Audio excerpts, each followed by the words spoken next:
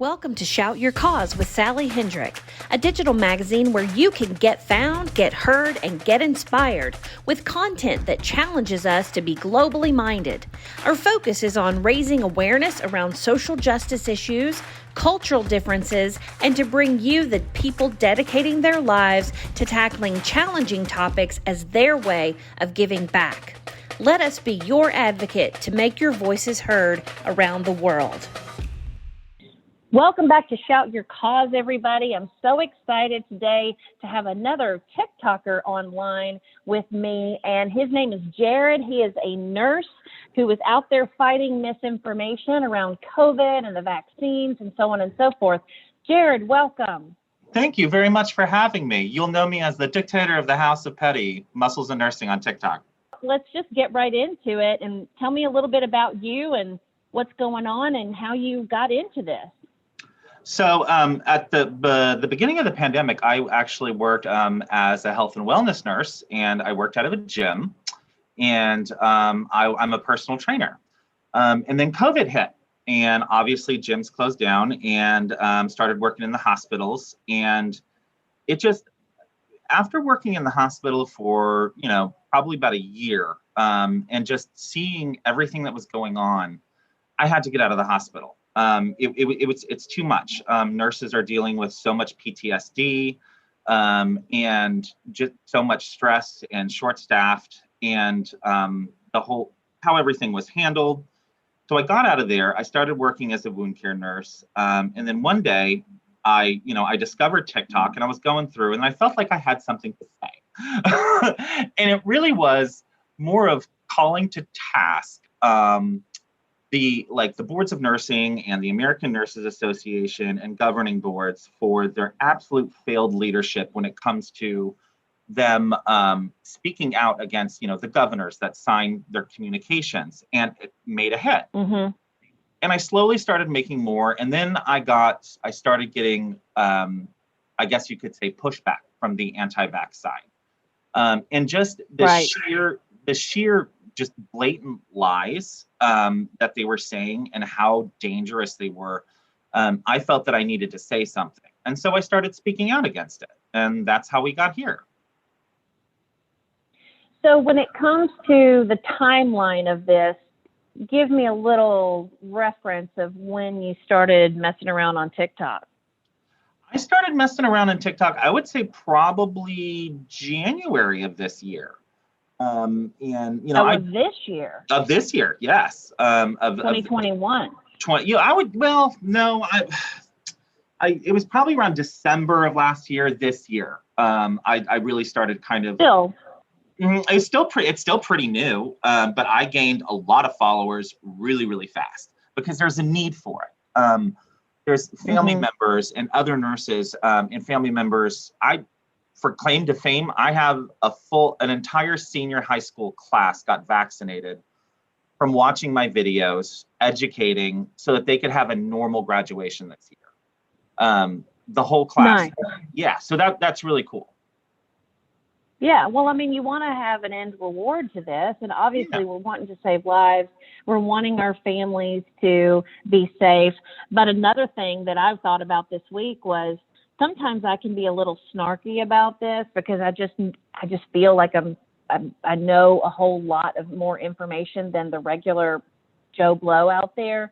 Right. And so sometimes it makes us angry, and it makes us feel like we maybe just, I don't know, like we might come across as a little bit too snarky at times, and that may not come across to our audiences. And the way that I was thinking about it this week was, you know what, if people don't realize that I actually really care about them, but I'm also protecting myself from having to go through a tragic loss of someone in my family or someone I love, that's really where this goes. Yeah. And that's for me, and that's my thing. With my, growing up, I'm a foster care alum. I aged out as an orphan. I learned very quickly in life that sometimes interacting with somebody with kids' gloves is just it's not going to get through. And especially when you're coming from somebody who is spreading misinformation and anti-vax information, people, in my beliefs, like, I'm not going to, don't tone police me, because this has nothing to do with being civil, because what they're doing is putting people's lives on the line. They're putting people's lives at risk. So I don't hold anything back, because it's not. I believe that there's a place and a time for civil discussion, and true, discussion when it comes to vaccine hesitancy and those things. But when you are blatantly lying, I don't feel that I believe it's all a game board. Okay. And if you're going to put those players and those pieces on the table, then I'm going to respond in kind. You'll have people that are arguing back with you, but they don't actually have information that they can find and give to you.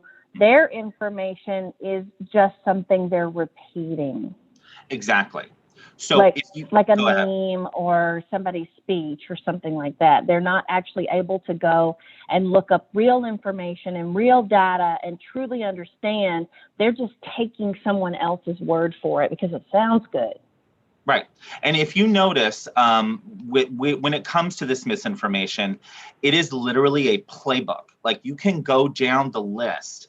And also when they do their own research, they don't know how to read the research either.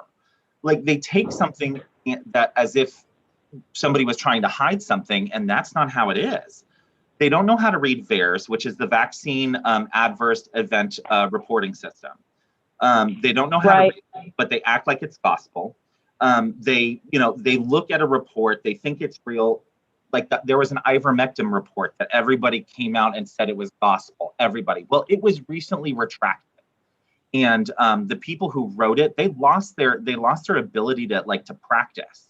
They were stripped of their ability, and they lost their labs because it was all falsified. Do you want to stand out from the crowd with your content? Come discover how to market yourself as an expert, as a change maker, as a positive influence on other people's lives. With the Exponential Marketing Club, you will learn the ins and outs of content marketing that makes a difference in the world. Visit sallyhendrick.com/club. When you talk about this, is it ivermectin? Right. What you said? Right. What does that mean? Because I don't know anything about ivermectin. Okay, so ivermectin, when COVID first hit, there was this literally a scramble to find medications that could possibly work. Hydrochloroquine and ivermectin were initially thought to be effective. They were not. They have done study after study proving that they are not effective. And they're dangerous. Ivermectin is a dewormer for horses, literally.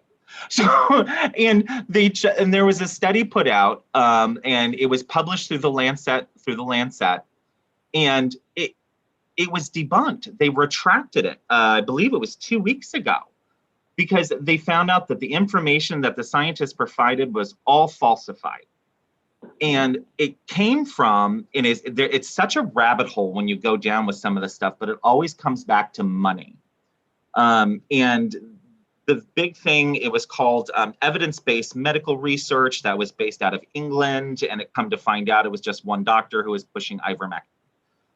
Anybody that you see spreading this information is one of my biggest posts that I ever made. Was the anti-vax movement is a multi-level marketing scheme. And it is. Every person you see who's really spreading the misinformation, you can go back and they are selling multi-level marketing stuff. It really is. I saw that video of yours, and I remember laughing at that whole concept. And it was like, yeah, I think you're probably right on this. Yes. And then what happened was, what was really funny is I got so much pushback, and they tried to take the post down, and it didn't work. And then my account got whitelisted because I also do volunteering with the World Health Organization for Operation Fides. because it's not just America that is dealing with this. The whole world. We're never going to get out of this until the whole world gets vaccinated. Never. It's not going to happen. Look at India. India has 4 million people dead. Brazil, just 2 days ago, clocked in 100,000 people dead. Like we cannot, I think humanity, we can't grasp the magnitude of death that we have seen in this world from this virus. And so when I see ivermectin studies or any of those things like that, when people are acting like they're gospel, I get really upset because that's family members, that's mothers, daughters, sons that they have lost, while Americans are throwing away vaccines. It is very sad, especially now. I was looking at the stats yesterday or the day before. Tennessee has gone from 200 to 300 a day to 1,500 a day in the last month. And it's like, you know, it may not feel like a lot to you. We're talking about 6 million people in the state. It may not feel like a lot to you, but what happens is it will escalate so fast, exponentially, so fast that people they'll spin their heads and not know what happened. And it's going to happen to the unvaccinated. And I don't want to say, okay, I'm vaccinated, I'm good, you just move on and go on with your life. Because at the end of the day, I've got 5-year-old nieces and 8-year-old cousins and, all of this. And it's like, this is scary. This could be really scary. And I don't want people to have to see it that way. I get it. Yes, you're right. It is scary. And you know what? For me, I am tired of being accused of being a fearmonger. No, this is the truth. Like, you need to understand that if you are not vaccinated right now, here's the deal. I respect the fact that if somebody doesn't want to take this vaccine, I respect that. Okay, that's fine. Nobody's forcing anybody to take this vaccine. Okay, you have a choice.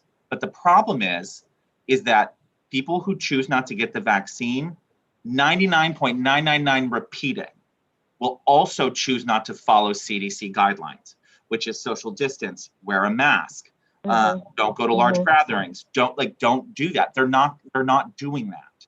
So that's why when I say, if you're not vaccinated right now, you're going to get Delta. Because Delta, when people say it's 50% more infectious, what they don't understand is that it's 50% more infectious than the Alpha variant. And the Alpha variant was 50% more contagious than the wild virus. So the original COVID that we had at the beginning of 2020, or actually 2019, because they've now traced it back to November of 2019. Right. And that's why it's COVID-19. That wild variant, Alpha went up 50, Delta went up 50. And people, I love the argument, it's just going to get worse and worse, or, it's government made or whatever. I have a really good analogy. If you take a piece of paper, you take a piece of paper with an intricate design, you put it into a copy machine and you copy it. Then you take the copy, the copy product, what prints out, and then you copy that. And you do that over 300 million times. You will not have the same picture you start out with. So that's where the variants come from. And such as Tennessee, I have 3 nurses that I talk to regularly. I have nurses all over the country, world that I speak to on a daily basis. Tennessee's in for a world of hurt right now, and it's terrifying. But people need to know the truth. Do you have a dog? Learn unleashed potential dog training secrets with Duke Ferguson. This free video series will get you pro training tips so you can get your dog's attention, eliminate behavioral problems, and enhance your relationship in just 20 minutes a day. Sign up at sallyhendrick.com/dog training. I was very upset when the CDC dropped the mask guidelines. I was very upset about it. They should have never done that, ever. Because I get what they were trying to do. They were trying to give people who did the right thing and got vaccinated to be able to give them some freedom. You know what I mean? To say, Mm-hmm. listen, we're coming out of this. We thought that we were going to get more people vaccinated. They should have never done that, ever. They should have never done that. And that's why we're seeing the spread that we're seeing now. Of course, they reversed their guidelines today. People who are vaccinated need to wear a mask as well. Everybody needs to wear a mask. I think it's, to be fair, it's too late. It's too late. Yeah, it is. It is. I still recommend people going and get their vaccine. There's been a major uptick in in states to go and get the vaccine. The problem is it takes 6 weeks for you to be fully vaccinated. You get your shot, you wait 2 weeks, you get your another shot in 2 weeks, then you're fully vaccinated. That one shot isn't gonna, don't give yourself a sense of false security.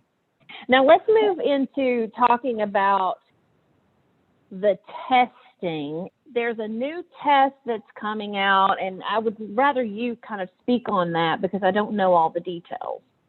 Okay, yeah, sure. So when COVID first hit, we needed tests.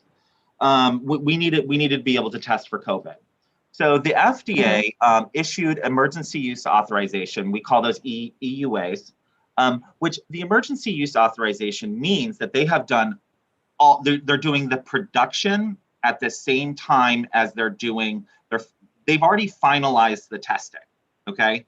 There's always a follow-up, a 6-month follow-up afterwards. What the EUA does, the emergency use authorization, cuts out the follow-up, but they've already done all the clinical trials. It's just they're cutting out that extra 6 months of follow-up. They've already met all the safety protocols, everything. So anyways, the FDA issued emergency use authorization for several tests. Those tests only tested for COVID. They didn't test for the flu. So there was 2 separate tests that you would get for it. Okay. The reason why we didn't have so much flu during the winter last year is because people were masking, they were social distancing. So that's why. The flu is not COVID. It's harder to catch the flu. The flu has a 1.3 R naught, and the R naught determines if you are infected, how many more people will you infect? So the wild variant of COVID the R naught was 2. Okay. As we get into Delta's R naught is 6. Okay. And we also have seen super spreaders. Super spreaders it's a phenomenon that we have, that somebody who's infected will actually infect 30 people, 20 to 30 people. Delta is so infectious. So going back to the testing, we only had one test, okay? Several companies made them, but it was one test. Well, we're coming into flu season now, and we need to be able to test for flu. So to be able to do this, the FDA has approved. Okay, so it's not an emergency use authorization. The FDA has approved a multi-test, so they can test for flu and COVID at the same time.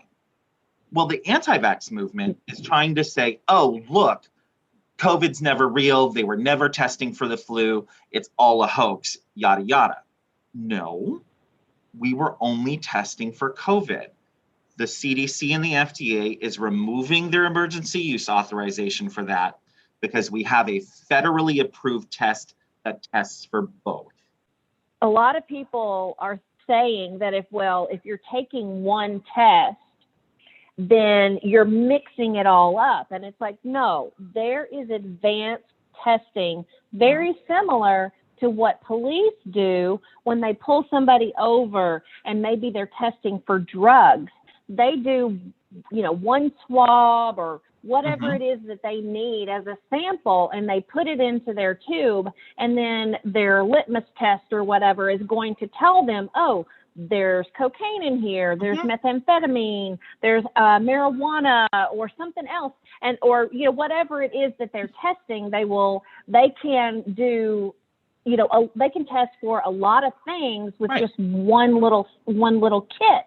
Whereas in the past, when it came to flu versus COVID, you either tested for flu or you tested for COVID. And when people first started getting sick, before they even knew what COVID was, people were only testing for flu, and it would be ruled out. People would be deathly ill, and they're like, I was so sick, and they said it wasn't the flu, and then I got pneumonia, and blah, blah, blah, blah, blah. And it ends up that it was COVID. So now they're able to go one swab, and we can tell if there are remnants of flu, and if we can also tell if there are remnants of COVID. So now we'll be able to tell both.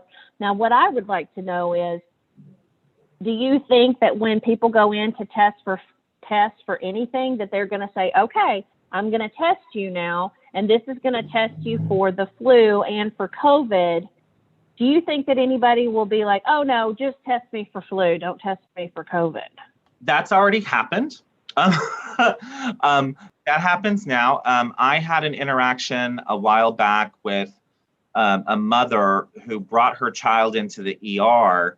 And when you come into the ER, your protocol is if you have throwing a temp, if you're having trouble breathing, if you have a cough, if you come into the hospital, you are getting tested for COVID, period. Because there are protocols that need to be, we are in the middle of a global pandemic, okay? And so there are protocols in place. She refused to allow her child to get tested for COVID. And she insisted that she wanted the flu, just a flu test. Oh, God. Like, we need to test you for COVID too. Kids still get COVID. But yes, that's gonna happen. People are gonna say, well, I don't want a test. And well, what do you want us to do? We're not going to be able to perform the measures that we need to do unless we have a result of either flu or COVID. Flu is treated differently than COVID. Turn what you know into what you do. Join the platform with the most ways to monetize what you know, whether it's online courses, coaching, memberships, podcasts, newsletters, communities, or more. Kajabi gives you all the tools you need to build, market, and sell it with just a few clicks. Sign up at sallyhendrick.com/Kajabi. That's Kajabi. We need to be able to test for that. But unfortunately, I see it now. People are not going to be getting the flu shot this year who normally would have, because the anti-vaxxers are now trying to convince people that it's mixed. We ethically cannot do that. It's consent. As a nurse or a doctor, we cannot lie to you and tell you that what is one medication we're giving is another. It's completely unethical. We could be sued. It's malpractice. We would lose our licensing. But people are starting to say that now. And we're going to have flu on top of COVID, Delta, okay? Because Delta is still going to be peaking. We're not even up the curve yet. We're barely at the base of this mountain with this massive upswing. If you look at the projections of the IHEM, International Health Monitoring, for the COVID projections, 200,000 cases of COVID, okay, people testing positive for COVID, okay, and then 1,000 deaths a day, which is basically we're back to square one again. And God forbid we get to the point where the vaccinated are back to square one. Because, what's Lambda going to do? What are all the variants going forward going to do? It's like all of a sudden we're going to be starting over again. So that is a fear, and it is a possibility. The Lambda variant was first identified in Peru. It is the number one COVID variant in Peru. But Peru doesn't have as good as a healthcare system or like science facilities as we do, like labs that we do in the United States. What Lambda has been shown to not only evade the natural immunity if you've got the wild variant. Just so your listeners know, if you've had COVID, you are not immune to getting COVID again. I had COVID twice. Right. I had pulmonary scleroderma at the bottom of my lungs. My lungs are glass, okay? So you can get it again. The Lambda variant is able to evade not only the natural immunity, but they're seeing ability for it to actually evade our vaccine immunity. So if the Lambda variant recombinates with the Delta variant, we're back to square one. That's terrifying. We talked earlier before we started recording about these 12 large anti-vax people with agendas, et cetera, the dirty dozen, if you will. Yes. Could you give a little bit more background on that? So they were first identified to me in the group that I work with World Health Organization. There was a paper put out. It was a research paper that came out of Germany. They were able to track all the misinformation that was on the internet, social media sites, flyers, literal flyers that were going door to door to people. And they were able to track it back to 12 people that altogether, they probably spent close to $16 billion. So when people say big pharma, I say big MLM, because each one of these 12 people are multi-level marketing, people. Like they sell their own natural oils and supplements and things like that. They identified 12 of them. The largest one being Joseph Mercola. Now, Joseph Mercola owns Whole Foods. Okay, he's got a huge online, nature homeopathic remedy online site that has spent millions of dollars spreading anti-vax information. And that's why it became national news just recently. Now, I've known about them for a long time, and I've been posting against them for a long time, but it's finally made inroads into national news media. There was a report recently out of the UK that social media influencers came forward to say they were being offered money to spread anti-vax information. And so what I encourage your listeners to do is that when they see a Facebook post or when they see a Twitter, a tweet or something like that, going against the vaccine, drill down and look at what website are they going to bring you to and who hosts that website and who pays for that information to be on that website. And it will go back to one of those 12. And you know what's scary about this? And I'll tell you, there's also bigger consequence on clicking on those links. And there's a lot of changes that have happened recently with Apple phones with the iOS update. It was the iOS 14 recently. And I'm in the Facebook advertising space. And one of the things that we do, which is very effective in getting information in front of people again and again to really convince them to come buy our thing or come over here and look at what we're doing or come join my program. One of the things that happens is you put tracking codes on websites. And when someone clicks over from Facebook over to that website, Facebook then can identify that was the person who went to the website. And then the person doing the advertising can actually go make an audience of the people who clicked over to the website, and then they can run ads just to those people. So this is something I know that a lot of politicians have done, a lot of entrepreneurs do it. I do it as an agent owner. I do it as an agency, as a Facebook ads expert. And what ended up happening was Apple stepped up and decided we're not going to allow all of this extra tracking from websites back to Facebook and also Instagram, because that's owned by Facebook as well. And they stepped up and said, we're not going to allow that. And so whenever, I don't know if you noticed, but if you have an iPhone, whenever you go to an app, it'll say, do you allow tracking or not? And so every person is asked if they want to allow the site to track them or not. And a lot of people are obviously opting out and saying no. And so what that does, it makes it so that if you click on a link online to go over to a website, they're no longer able, if you're on an Apple device, they're no longer able to track it back to you via Facebook and Instagram and then send you further information. And I think that a lot of it was because of what's happened with COVID. That's why Apple decided to step up and create that block. Now, I've had to work on different ways of getting back in front of people anyway, because there are ways of doing it, but it's usually the most interested people who are giving over their email addresses as to the ones that you can get back in front of. So now the technology has got this block, but before, if you clicked on that stuff, you were very much a target to get more information later, so that ads and different things would come up that would continue to push you further and further and further into that rabbit hole of misinformation. Very much so.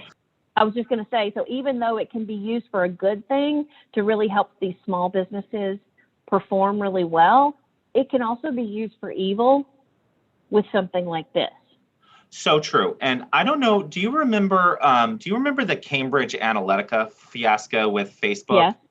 So what Yes. people don't remember, okay, and this ties into the whole anti-vax and finding their target and things like that, because what happened is, and I'll tie this all together. Cambridge Analytica, if you had a Samsung phone and you had download Messenger, Facebook Messenger onto your phone, they were actually able to not only get your Messenger information, but Facebook had your voicemails and your text messages outside of their app. Apple wouldn't allow them to do that. Apple stopped that. But anybody who had a Samsung or an Android operating system and you downloaded those two apps, your information was theirs. And that was kind of terrifying. Would you rather work or would you rather play? If we're going to go through all of this business building stuff, it better be for something that we love doing, right? Take a moment to do this quick life purpose challenge to discover what makes you truly happy. It's free. Visit sallyhendrick.com/life purpose. When it comes to COVID misinformation, what happened, one of the biggest targets that they always have is pregnant or soon to be conceiving mothers. And they'll find out if you click on one of those links and then you start looking at, Infamil or going to like Etsy and looking at, cribs and things like that, they'll be able to start targeting you for that. So it's just, it's so insidious, it's so insidious. Yeah, I know exactly about that. I know exactly how that works. Oh yeah. But I don't use it. I don't use it for evil. No, it's fine, and I respect it. Right. No, I respect it. I absolutely do. I mean, I love the fact that sometimes I'll log in and I'll buy things from things that you guys, people like you, advertise to me. I do it all the time. So the last thing I wanted to touch on that we had talked about beforehand was that insurance companies are really looking at things. We didn't see increases in insurance premiums for our health care for 2021 going into the renewals. But going into the 2022 renewals, I heard through the grapevine, and you've heard through the grapevine, that the underwriters are all chatting it up and the actuaries are crunching the numbers. And even though the government, you said something about the government gave insurance company waivers to be able to get extra reimbursement from the government, et cetera. That had to do but with the now CARES Act. The CARES Act. Okay. So there was the CARES Act, and also when they did the stimulus, I think I forgot what the name of it was, but when they did the stimulus the first time, they included insurance companies. Insurance companies were directed and told to offer waivers for COVID care, meaning, testing, co-pays, those kind of things, anything that had to do with COVID related care. Insurance companies were told to issue waivers. It continued into the CARES Act, but that expires very soon. And insurance companies no longer have to cover that 20% of normal, hospital costs.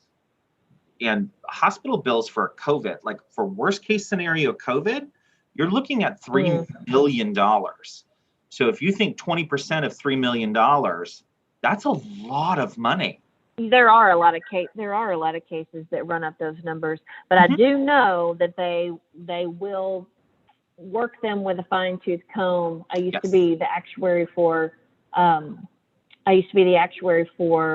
a group of hospitals here in Nashville, and they had a program where the government would reimburse them for certain situations, but other situations they were not part of that program. But it was so that they would serve the general public, because you've got private hospitals that don't have to serve the general public. No. They can say, oh, you don't have insurance. I'm sorry, you probably need to go over here instead. And they will transfer you out.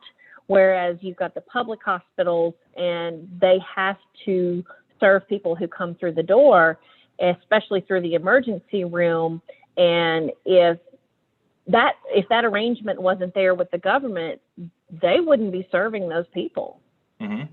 People don't understand how much money we have spent as a collective in the United States on COVID response, just in healthcare alone. You're looking at trillions of dollars of not only lost revenue with hospitals, but also incurred cost.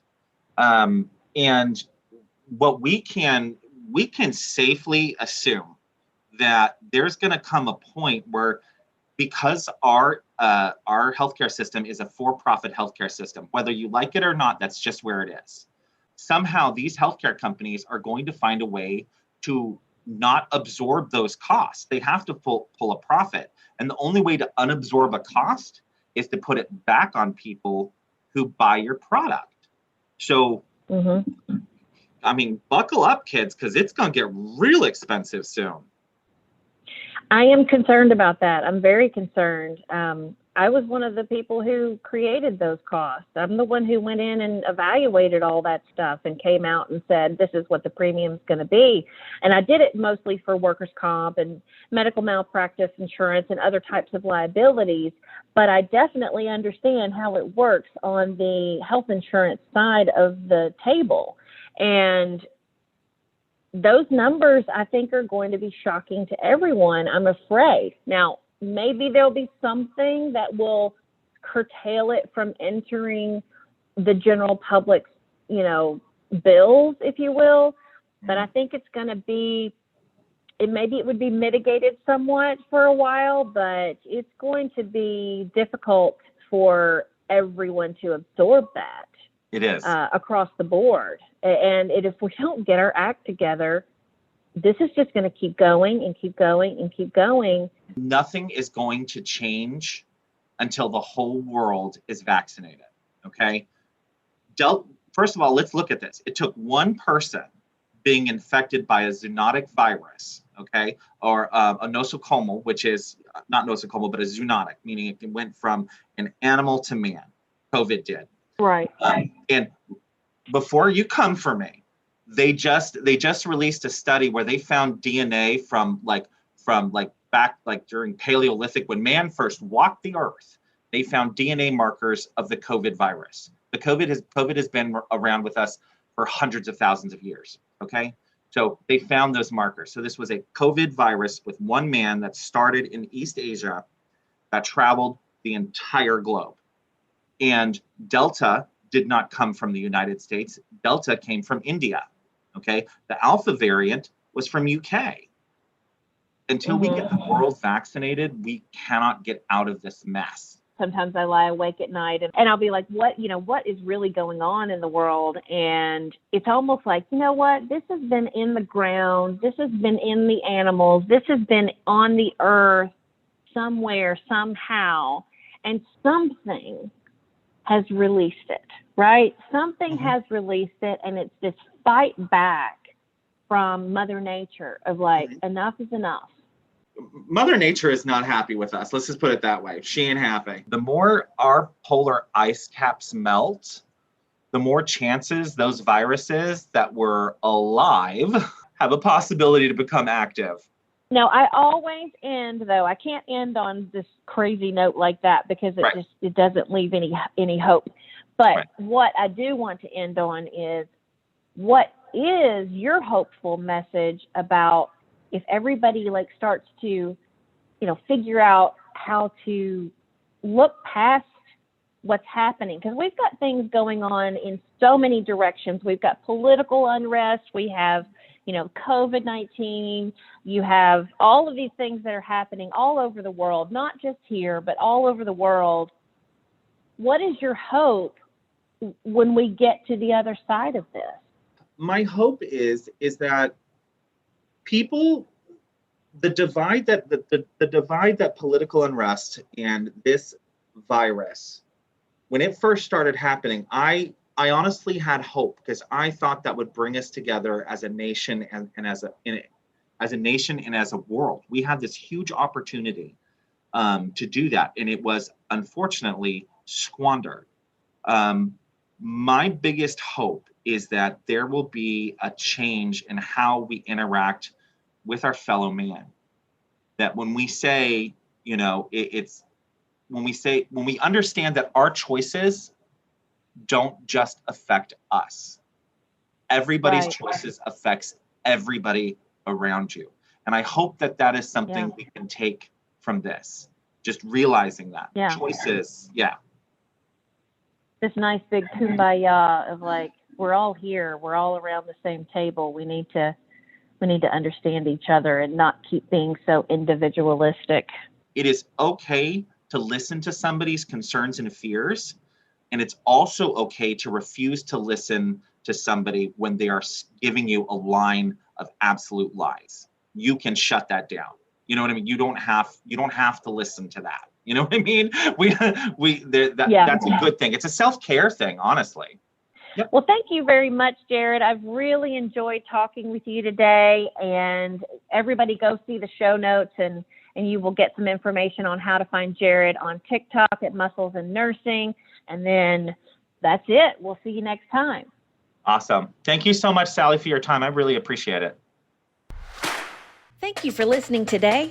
My name is Sally Hendrick. Be sure to visit our website for show notes and more information on how you can inspire others. If you would like to contribute content to our magazine, please apply on our website at shoutyourcause.com.